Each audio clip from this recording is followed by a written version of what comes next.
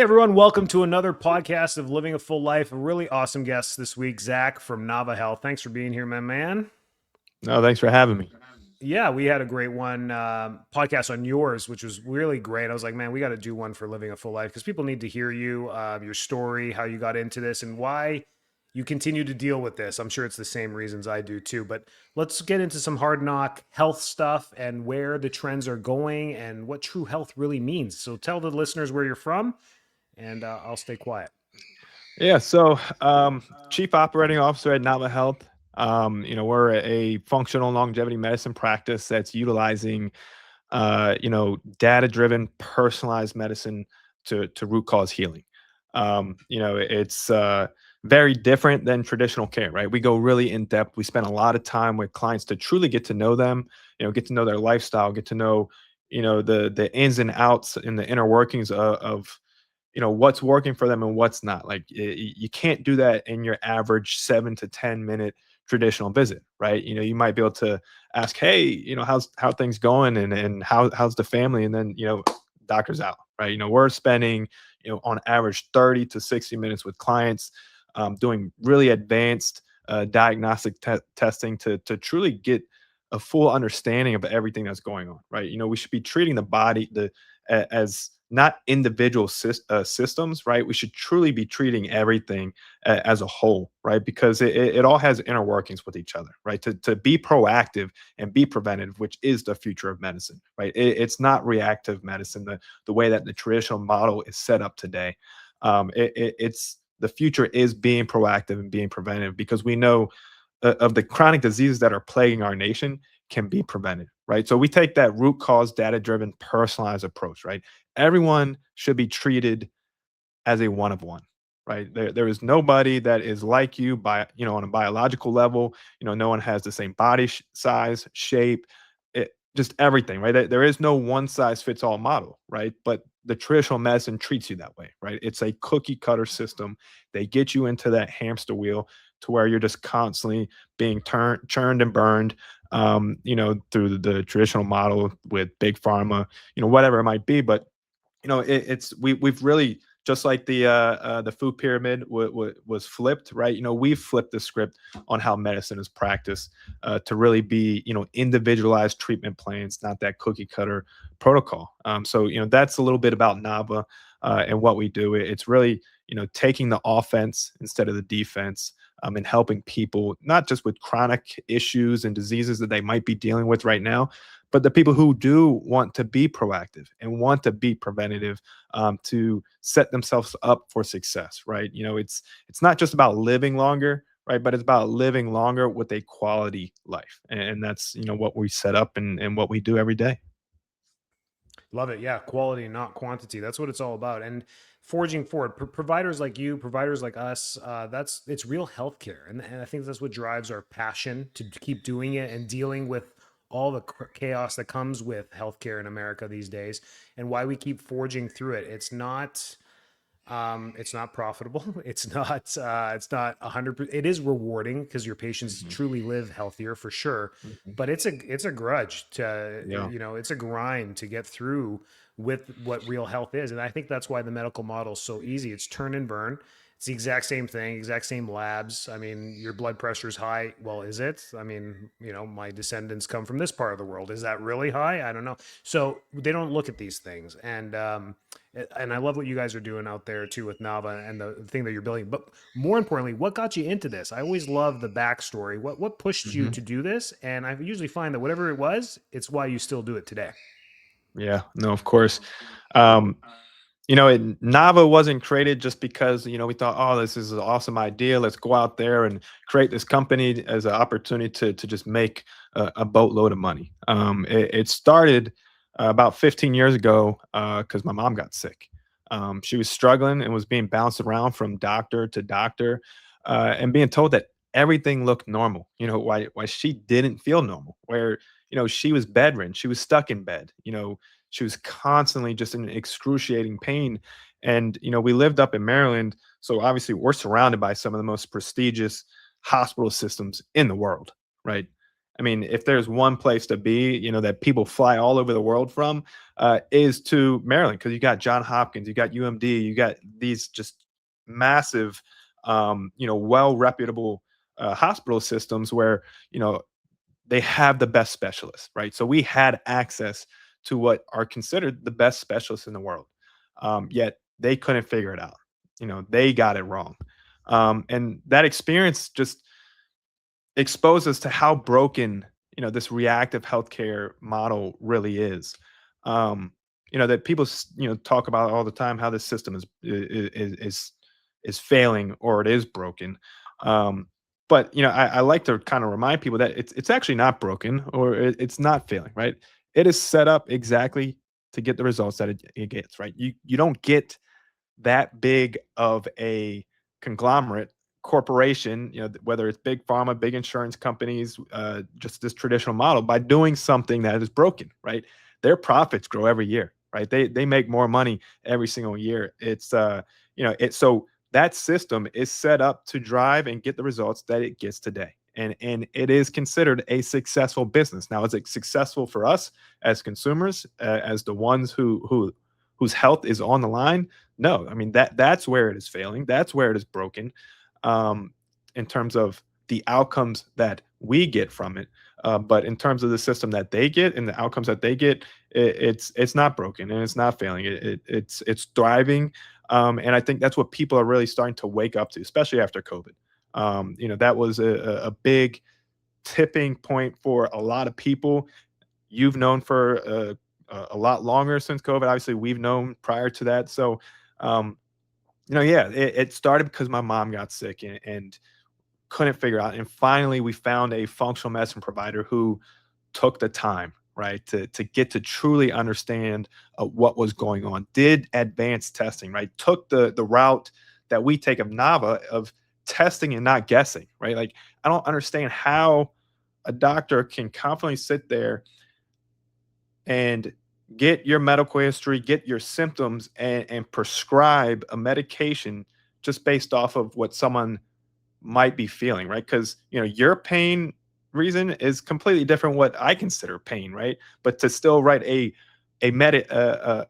narcotic and a painkiller for pains that could be, you know, completely different, because everyone has different perspectives, without truly knowing the root cause of that, to me, it's just bad medicine, right? You're just guessing, right? And that's kind of what really turned things around for us. Where when my mom found this functional medicine doctor, took the time, did advanced diagnostics, put together a personalized plan based off of her, what the labs showed, what her symptoms showed, what her medical history looked like, her lifestyle, and wasn't going for that band-aid to put over a symptom, right? Wasn't writing prescriptions, right? Changed her diet, changed the supplements that she was on, really started focusing on optimizing what she was deficient in. Her hormones were tanked. So, focused on, utilizing bioidentical hormone therapy, optimized her thyroid, did IV therapy, and slowly but surely she started getting better and better and better. And that's kind of like where this light bulb went off. Like, why isn't this everywhere? Right? Why isn't this the first line of defense? Because essentially that is what saved my mom. Functional medicine is what saved my mom. A doctor who was willing to take the time, go against what the medical school systems are teaching, what the insurance companies are telling them to do, what big pharma says to do, and really treated her as a unique individual. Look at diagnostics, so that the recommendations that she was making and that he was making, because there was two of them, um, was a holistic, personalized approach to what she needed specifically. And she's still here today, 15 years later. She's not bedridden. She has that energy. She's able to watch my three kids, and who are just a ball of energy. And so, that's kind of where that light bulb, right? And my dad had this great idea of wanting to go out there and you know help people like my mom. He didn't want, the system to fail others like they failed my mom, right? To be a place where people can truly come and get answers and find a place that is going to look at truly what's going on, right? We're not here for a quick fix. There is no magic pill, right? For anyone who thinks there's a magic pill, right? You have to get rid of that mindset because it's completely backwards. It takes work to get healthy, like to stay healthy, to be healthy. It takes work. It's going to be hard. But you know what else is hard? Being sick, right? Dealing with, the impact that it has on not only just the individual that's sick, but the people around her. It played a toll on all of us. And so, we really, really wanted to go out there and create something that we could grow and scale to really help, as many people as possible. Because what we saw happen with my mom was just something that, it would have been selfish of us not to try to go out there and do this to help others. And so that's really where it started and where we're at today, 12 years later. And we've, seen and helped over 60,000 clients and counting. Wow. Yeah, it's amazing. Yeah, me too. My dad, similar story. And then looking outside the box, how much better he did and how much quicker he did. He may not be here today if he didn't. So yeah, and that's what we strive to move forward. But there's a lot of restrictions now, both for the consumer, the patient, and the doctor to administer proper healthcare. And if you want to go back a couple weeks, I had a medical doctor on my podcast. She's a great lady. She was talking about lifestyle medicine. I was like, what is this? She's like, it's actually a board certification, just like internal medicine, pediatrics, and everything else. And I looked it up, and she's absolutely right. And it opened up in 2018 in Mhm. America, the American Board of Lifestyle Medicine. So you can be board certified as an MD, and we get through it. I'm like, well, what is it? And she's like, it's lifestyle, diet. I'm like, wow, you guys are 200 years late to the game, to the table, but we're so happy you're here. I'm excited for you. Welcome to the right side of healthcare. And she kind of just looked at me. She's like, yeah, I guess I'm excited to be here. I just turned the whole table on her. I'm like, it's great that you have this whole program. Functional medicine has been around from the beginning, and there's providers out there that have been building clinics around this around the world, Mhm. in Tijuana, in Canada, in Vancouver, like on the borders, in Puerto Rico, on the border of the United States, because of the conglomerates in the Yeah. United States blocking this stuff. Yeah. From cancer healing to regeneration, all these things, people have to go overseas, away from the greatest country in the world, to go get great healthcare, which makes no sense. So let's talk about the bureaucracy a little bit. What's holding people back? And I think 2026 is wonderful for this because my patients in my office are dropping healthcare. They're dropping Mm. Cigna, they're dropping Aetna, they're dropping Blue Cross. They're dropping because of the costs. I mean, Yeah. they were paying, 18,000 last year. They're getting quoted 29K for 2026. Like this is a significant 40, 50, 60% increase in premiums. And people are like, well, hang on a second. My family and I don't spend that much money on our health. And if we did, we'd probably be a lot healthier. So they're getting it. And it's amazing for the people to be saying it and not me because they think I have something to sell when I say that. So I'm just All sitting there right. with my arms crossed. I'm like, this is wonderful. Yeah. Where do you see it's going? What is holding us back from true healthcare? Yeah, I mean, it is the bureaucracy, right? Unfortunately, I mean, the system is so massive to have such a quick shift overnight to, you know, our viewpoints of what medicine should be, right? Being proactive, being preventative, taking the offensive side of being healthier, before, not waiting until you get sick. You got to think, right? There's massive billion-trillion-dollar companies, right, that are at the forefront that are controlling, the medical school systems. What's being taught, and if they're taking these, fresh out of college students going into medical school and basically teaching them all that they know, right? Saying, this is how to practice medicine. This is the standard of care, right? If you don't, if you're not following the standard of care, guess what's going to happen? We're going to take your license, right? So not only are they dictating what's being taught, but now they're scaring, the providers of this is how you have to do it, or you're going to lose your livelihood. right? So there's that piece, the medical school systems, who's controlling and dictating the education that's happening there, right? You just talked about, Mm-hmm. lifestyle. I think there's 75% of the medical school systems do not require a single hour of nutrition education. Nope. I mean, it's just mind-boggling, right? Because there's so much data and studies and information out there of just how impactful food is, right? How it can truly drive outcomes. Food truly is medicine. People, couple years ago might have thought that it's woo woo, but people are waking up to that, right? It truly is medicine. You got to remove the ultra processed junk, right? You have to eliminate some sugars, right? And I think that's, it was a big, step in the right direction with what the HHS just came out with the food pyramid and FDA of, flipping the pyramid, prioritizing protein, putting carbs down at the bottom, trying to eliminate sugar, eliminate alcohol as much as possible instead of giving, guidelines of here's how much you should have. I think we're taking steps there, but there is so much money and power behind a lot of the systems that are pulling the strings in the background that it's going to take time, right? It's going to take voices like us, speaking up to truly help educate the population on truly what's going on. um to your point, insurance premiums go up every single year. They're covering less also every single year. Yet, Yep. they're not reimbursing more every year. And if anything, they're reimbursing less.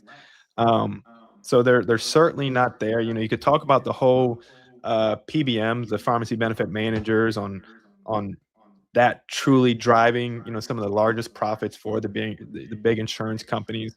Um, but it has to start with the cultural shift, right? It has to start with the people demanding better, uh, you know, better, us having holding the people accountable that need to be held accountable to helping us drive where ultimately we need to go with healthcare. Yes. Yes. For sure. Insurance and the FDA and all these things are holding us back because the gold standard in healthcare has always been, well, it's not FDA approved, so it can't be good. It can't be right. Well, high fructose corn syrup is FDA approved. Canola oil is FDA approved. Uh, red dye 40 is FDA approved. Mhm. Blue, yellow dyes, they're all FDA approved. If we go with what's FDA approved, you may or may not die.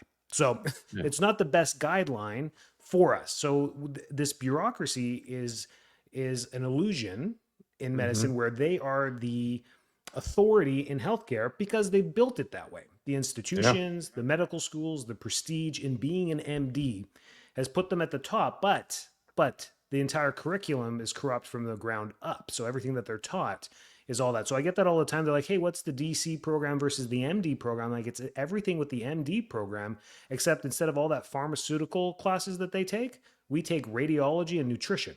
So I can Mm. read an MRI and an X-ray and diagnose better than an MD on that stuff, and I can also tell you how to eat. Yeah. And that's been chiropractic for 150 years. So that's from the DC perspective. But what about the naturopaths and the functional medicine doctors and the nurse practitioners and the MDs that are moving into functional medicine and lifestyle medicine? It's because they see it and they're like, no, this is truly what people do need. But the system works against them because there's no insurance coverage for it. There's no advanced testing coverage for it and there's no follow through for it. No one's going to give you a stipend to go to your supermarket and buy healthy food either. So there's no Yeah. coverage for any of this, but you can Yeah. get food stamps for soda. So that's I mean it's an inverted table. So let's go into the food pyramid. That's a great Yeah. example of what and it was funny even with that medical doctor that we talked to at the very end. She's like, "Oh, don't get me started about the inverted table." I'm like, "We'll end the podcast before we both get in trouble here." She's like, "I'm a vegetarian," and I'm like, great. I mean, but that's not the point. The prioritizing protein is still important as a vegetarian.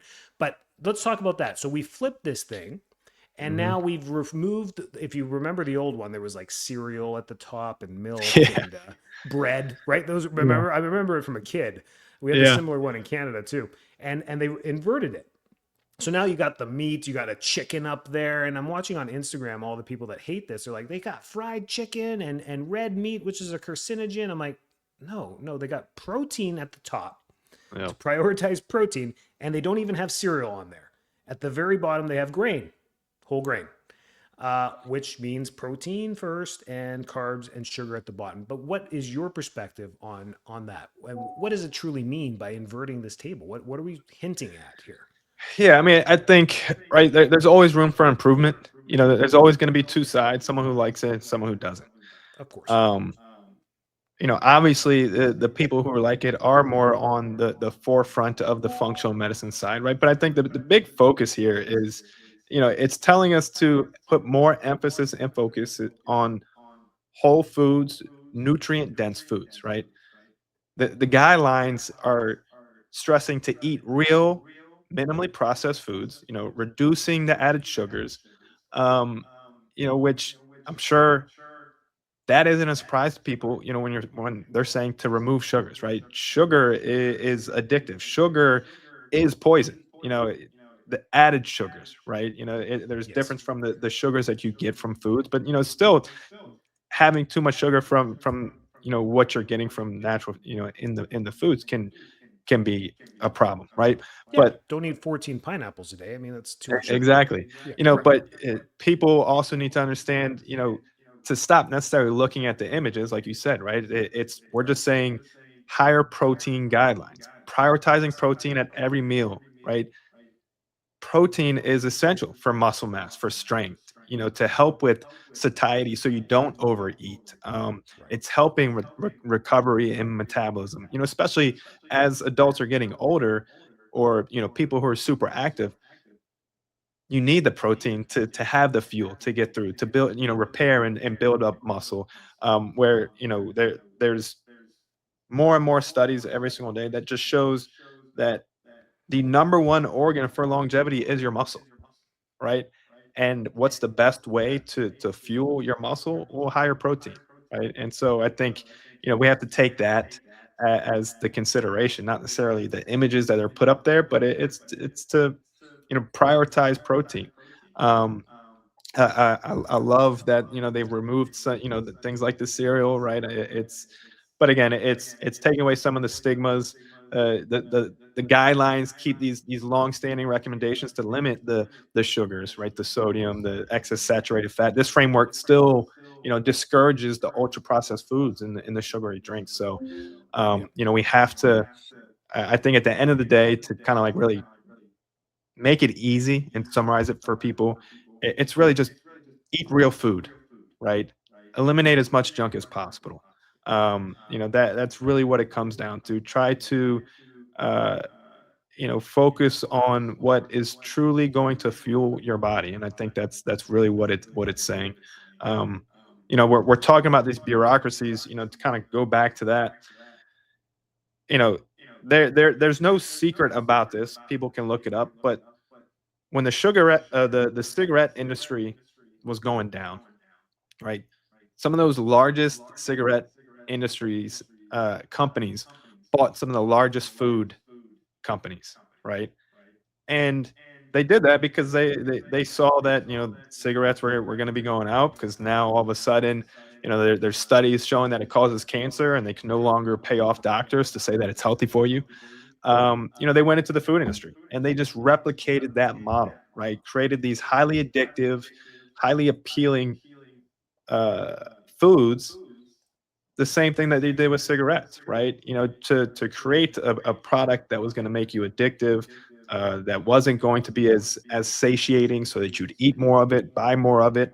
But ultimately, they weren't looking at the food of what can we do to this food to make it healthier, right? To help people have more energy, to help people have a more sustainable quality life. No, they're looking on how can I make as much money as possible, right? How can I get people coming back and buying more of this, regardless of what I have to do to it, what do I have to add to it?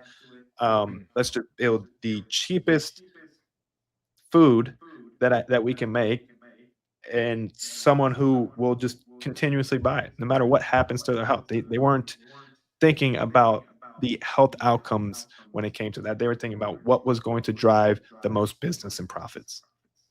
Correct. Yeah. You, great job. That is what is going on, and the shifts are there. And you use the cigarette industry. They moved into vaping. Now we have a vaping epidemic. They're always having to pivot to cover their butts when they start sinking. And we're seeing this now with the GLP-1s and the food industry. The fast food Hmm. industry is already Hmm. ahead of the curve. They're like, well, hang on a second. And in order to get these things passed, the food industry is part of the panels of the pharmaceutical companies. So they have Yep. chairmen that sit on the boards on the pharmaceutical companies, allowing certain things to pass or not pass. There's been a few advanced GLP-1s that are on the hang up of being passed because the food industry is really concerned that completely taking away people's appetite and cravings Hmm. is going to shut down the fast food industry. Long term, they're thinking ahead and they're stalling these products from even going, even though these products are not the best thing to take. Anyways, we've seen all the Ozempic side effects and all that too. So it's just funny that none of this has anything to do with the patient, with the person. The drug's bad for them, the food's Yeah. bad for them, and they're fighting on which one to inject and put into your mouth on both Yeah. ends. So Yeah. it's never been there. And I love the cigarette analogies because they were there. And my parents' generation was told it's okay to smoke. And it may actually be healthy for you, it may actually clear up your sinuses, and stupid things like that. And how the next generation, my generation, was like, no more. It makes no sense. And Yeah. that's what we're seeing. So I'm excited for my kids and your kids to be learning the new food pyramid in school. Yep. So when they're 40 years old, they remember that images in their head of the protein at the top and the grain at the bottom. I think they're going to it's going to be beneficial for everyone on that as well. Where do you see uh, proper healthcare going on from here? What is your typical experience in your protocols that you do? No specific conditions, because we'll be here all day, but the protocol of truly getting to the root cause of people's function is what we're doing, not health or illness. We're not even searching for that. What we're searching for is function. Hmm. And you can do tons of different things and tests and blood work and all that to do that. What is the system that we put our patients through to properly assess and then follow up and follow through with to get them back to an optimal range of health? Yeah. I mean, I think it's the annual physical is needs to be thrown out the window, right? You have to find a provider, a functional medicine provider, or someone who's willing to run more advanced panels to more consistency. Like what we do is we recommend that the an advanced panel be ran every 4 months, right? Because you can't really make a lot of decisions without the data, right? You don't know what's going on. You don't know if you're starting to have a deficiency. You don't know if there's any imbalance if you're not testing for it. You can't know without having that. You can't make decisions. You can't have the answer without truly understanding what's going on and having the data in front of you to make decisions. That's why I think the all these wearables and data tracking mechanism that are coming out, I think are great, right? Because I think the more data that we can have, I think it can be overwhelming for just the average person who's not dealing with it every single day. But I think it really comes down to obviously, we could talk about the foundational pillars, that uh, where health truly starts, right? Your diet, your sleep, your movement, your stress management, and your community. Obviously, those are foundational pillars that just need to be considered as non-negotiables, right? You need an optimal diet, which we just talked about with the food pyramid. Whole food, nutrient dense, as clean as possible. Eliminate junk, eliminate sugar. If you can go without alcohol, great. I think alcohol is the next cigarette industry. Gen Z has already truly dropped and eliminated alcohol. And I'm not saying telling people that you can't have it. I personally don't drink alcohol, but that was a personal decision that I had to make. Um, and I feel great, right? Yeah. But that Yeah. not saying that people have to go do that, but people have to understand how important sleep is. That Mhm. it's sleep is it's so foundational, and people, talk about, oh, I well, it's only a matter of time, right? Your body catches up, right? There's enough studies and science that shows you need 7 to 9 hours, right? You have to get your sleep, and you have to dial in that routine, or else it will catch up with you, right? It will flip your hormones. It'll cause you to overeat and snack, and it's going to drain and just mess up your cortisol level. There's so much to sleep that people don't understand or think that they can just get away with. Especially people my age, a little bit younger, that think that they can get by with it. But it's only a matter of time where it catches up with you, right? We talked about muscle, right? Just how important movement is. We live in such a sedentary lifestyle, where people forget, what it means to move. And I think that can be connected with, we've lost, sense of purpose or sense of community, where and having those gatherings, because it's like right now, right? It's just so easy for us to hop on a Teams meeting, or to you know meet over on our desk, where we're not going out, we're not getting up, we're not walking, connecting. Yeah. Yeah. So that there's those things, but I think truly what's going to um, turn things around, uh, is changing the mindset of this annual physical to doing more consistent lab work that is much more expansive than what we're used to, right? We're not just going to run a CBC and CMP. We need to, look at your hormones. We need to look at your thyroid. Need to continuously look at the metabolic panels and lipid panels, nutrient deficiencies, to just constantly keep you in that optimal state, right? If your body isn't, and when I say optimal state, I'm not saying the reference ranges that are on LabCorp or Quest, No. right? Because those are ranges based off of a sick population, Yes. right? Yes. 95, 97% of the US is metabolically unhealthy. Yeah. And we're saying that LabCorp and Quest reference ranges are based off of that population, right? So it's not looking at those, it's looking at what optimal ranges are, which, like what you're looking, like what you practice, at your clinics, and what we practice at our clinics, right? There's a difference than normal and optimal, right? So yeah, Yes. when you go to your Yep. doctor, and they say, "Oh yeah, your labs look normal, right? Everything's okay. Your pain's okay. Your fatigue's okay. You're just getting older. This is normal." No, it's not, right? Something is wrong. Your body is the most um, uh, impressive, magnificent creation ever created, right? And it tells you and gives you signals when something's going up. If you have fatigue, if you have brain fog, if you're having a hard time getting weight off or putting muscle on, those are all signs that something is going on, right? Yes, you are aging, but that doesn't mean that you have to accept normal as a part of aging, right? We can do things today. We have the tools to constantly keep you in that optimal state, which is ultimately going to give you more energy. It's going to give you that mental clarity. It's going to allow you to have that motivation to get up and go to the gym, even when it might be easier staying in bed, right? It's going to help you, uh, you know, do what live that healthier, longer life that we're all, searching after. We're talking about longevity, anti-aging, right? We have tools today, and enough information backed by data, backed by science, that says if we can keep you in these optimal states, in these optimal ranges, you in fact will reduce the risk of all cause mortality. You will in fact reduce the risk of these chronic diseases that are plaguing the nation, right? But you can only do that if you have the information and the data in front of you, and someone who has experience and has the knowledge on how to act on those things. Yes. Yeah.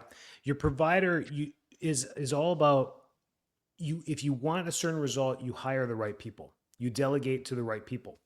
And Mhm. medicine is the study of pathology. We're not sitting here, Zach and I, knocking medicine. They are the best pathologists on the face of the planet.